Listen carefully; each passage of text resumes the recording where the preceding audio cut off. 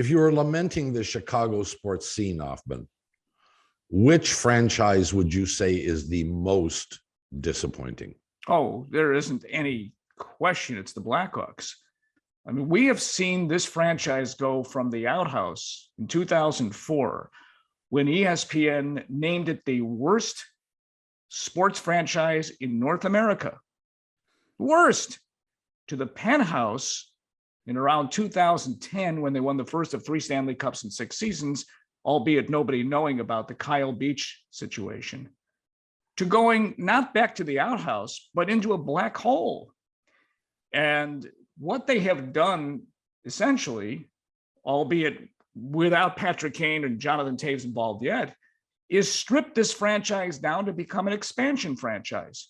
They've literally overhauled it in every way, shape, or form, from management to Pat Foley retiring, to Eddie Olczyk, who wanted a 5-year contract. They only offered him 2, and he said toodaloo and went to Seattle. So what they have basically done is advertise to everybody around the NHL and to their own fans in a large neon sign, tanking, tanking, tanking. They want to be so bad that they could get, or at least have the best chance to get the top pick in the NHL draft, or at least the top 3 picks, because it's a pretty deep draft next year. There's no assurance of that, but obviously the worst they can be, it's the best off they can. And I'll give you one example: the trading of Alex DeBrincat, which I was totally against because he's 24, he's a 40-goal scorer. They do not grow on trees. And what they determined was 2 things. One, we don't want to pay him because he's going to earn at least $9 million next year. And second, he's a goal scorer and they want to get rid of him so they can be bad. So now they are trying to put kind of a pressure on Toews and Kane, who have 1 year left on their long-term contracts, paying them $10 million plus a year. Obviously, they have the no movement clause. So it's up to them. But then again, consider the source and what they can get for them, because what they got from Alex DeBrincat, all they got from Ottawa was a 7th round pick and nothing more. Well, that's intriguing because, my first question would have been, during this period of teardown, and I don't know how long, I don't know whether you would consider this a teardown of recently they decided to do this. A teardown. This is one of those giant cranes with one of those big balls demolishing Chicago Stadium. Yes. Yeah. Yeah. Well, but I mean, this team hasn't been good for a while. So the trading of Kane and Toews would be, I would think, high on the priority list if you're looking to tear the thing down. Not because they have become bad players, but they each make, as you said, well, their cap hit, their cap hit is over, is one thing. Their cash out is not $10 million anymore, right? Which is the one thing that makes them attractive in the open market. If you have a team that still has space and the difference between cap and cash, then both of them are attractive. Patrick Kane is by far the more attractive of the 2 players. Jonathan Toews, as great as he's been as a leader, he's on the backside now. Kane can do exactly what DeBrincat did, I think, for a couple more years. Don't you, George? Or at least. I mean, I look at Patrick Kane as if he stays healthy, he can do this for maybe 2, 3, 4 more years, depending on where he goes. But here's the issue, John. I'm sure you know it.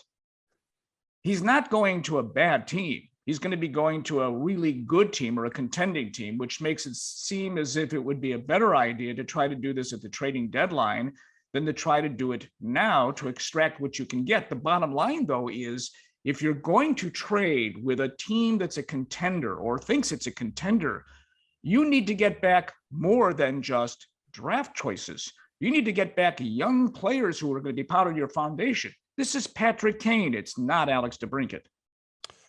Well, do we know whether the Blackhawks approached either player over the last few years about the possibility of a trade and were turned down because of the no trade deals they have?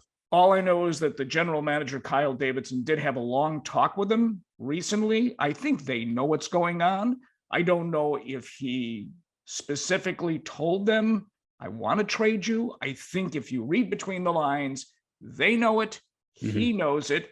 And it depends on whether or not they want to continue to endure more losing. In the case of Kane, he is rising and rising more closely to breaking records people thought would never be broken in Chicago. Records like Stan Mikita, certainly not the goal scoring of Bobby Hull, but those are the kind of records he can reach.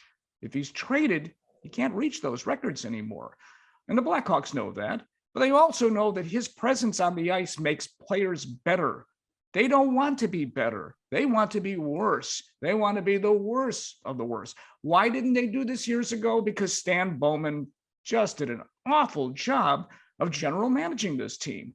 He traded away just about every first round pick over the last 10 years you can imagine. And on top of that, he signed Seth Jones. And that contract is worse than the Brent Seabrook contract he signed him to, because it really, it stifled what they could do.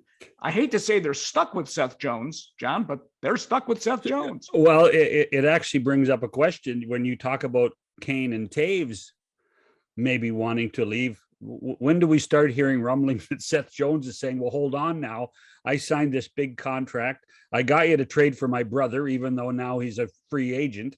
When are we going to hear that Seth Jones wants out of Chicago? Yeah, but who's going to take him in that contract? That's the real question. Yeah, that's a good point. That's an albatross contract. It's just, we're not talking about, when they tried to get Brent Seabrook to leave, they couldn't, because he had aged pretty quickly. In the case of Seth Jones, he's young, but how many teams in the NHL are going to look at that guy who some people thought was a disappointment? He had a pretty good year for the Blackhawks this year. Are going to say, we'll take another $9 million a year for the next 8 years. I don't think so. This teardown, though, is a fairly recent acknowledgement. Yes, this is when Rocky Wirtz decided to make these moves. Danny, his son, took over. Jamie Faulkner became the president of the operations. Her husband works in a high-ranking position with the Chicago Cubs. And their aim was to completely demolish what this franchise was. Remember, it had some very big issues concerning Kyle Beach and cost a lot of people their jobs, including Joel Quenneville in Florida. So that issue, we all knew, would kind of maybe get into the background. Now it's more of Eddie Olczyk, and his departure, because he was the face of the franchise. Not really Patrick Kane so much now. It's Eddie Olczyk. And I talked to Eddie the other day. Eddie wears his heart on his sleeve. He wanted to stay here. He really did. But they have 2 years left on a contract with the current television station that they're with, or NBC Sports Chicago. And so that's why they only offered Eddie a 2-year deal. He said, no, I want 5. I'm Eddie Olczyk.